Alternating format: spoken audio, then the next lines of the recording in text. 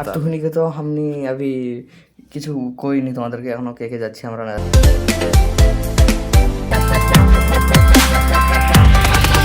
এক চামচ মুখে দেওয়ার পর মনে হচ্ছে আমি কোথায় হারিয়ে গেছি।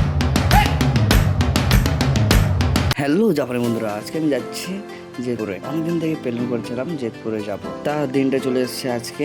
কে কে আছে বা আমার সাথে যাচ্ছি আমরা কজন তোমরা দেখতে পাবে। অনেকদিন হয়ে গেছে বন্ধু বান্ধবের সঙ্গে ঘোরা হয়নি, বাসার সাথে বসে আমাদের এরকম আড্ডা। বা আজকে আমরা প্ল্যান করলাম আজকে ঘরের খাবার খাবো না গাছ, আজকে বাইরে হোটেলের খাবার খাবো। এই জন্য আজকে আমার বন্ধুকে বললাম চল তাহলে আজকে খেয়ে আসি হোটেল থেকে। আজকে রুমের রান্না করবো না আজকে, কিন্তু ভাবলাম আজকে কাজ বন্ধ আছে। দিনটা ভালো ছিল আজকে, এই দিনটা আমাদের অনেক দিন থেকে অভিজ্ঞতা ছিল। আমার কাজ বন্ধ থাকলে আমরা বাইরে যাবো আজকে খাওয়া দাওয়া করতে। এই জন্য আজকে দিনটা পেয়ে গেছি দিনটা। তা চলো অনেক বক না করে গাইস তোমাদেরকে রাস্তায় যেয়ে তোমাদেরকে দেখা যায় গোটা ভিউটা রাস্তা। একটুখানিকে তো আমি अभी কিছু কইনি তোমাদেরকে, এখনো কেকে যাচ্ছি আমরা যাচ্ছি ফিলহাল দুজন। এখন আমি আছে আর একজন আছে, কিন্তু অনেক ক্যামেরার সামনে আসতে চায় না, অনেক লুজ্জ করে গেছে না।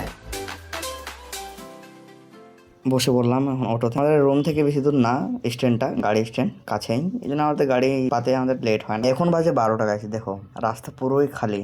তো আমরা কোনো কিছু নিতে যাই, আমার প্রথমে অনেক আনন্দ ফিল লাগে যখন এটা পূরণ হয়ে যাবে, আমরা খেয়ে চলে আমরা এটার জন্য আমরা পুরো দিনটা আমরা আনন্দ করেছিলাম। বাপরে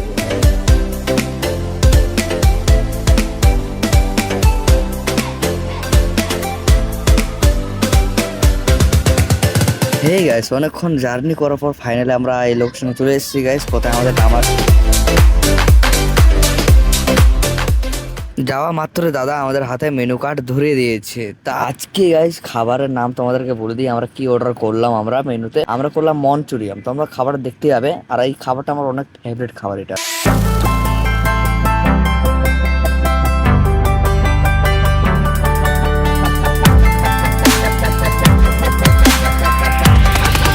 এক চামচ মুখে দেওয়ার পর মনে হচ্ছে আমি কোথায় হারিয়ে গেছি গাইস অনেক। আর ভিউটা তোমরা দেখে নাও একবার ভিউটা। তা গাইস আজকে আমরা আজকে মজা করলাম, করলাম আজকে দিনটা।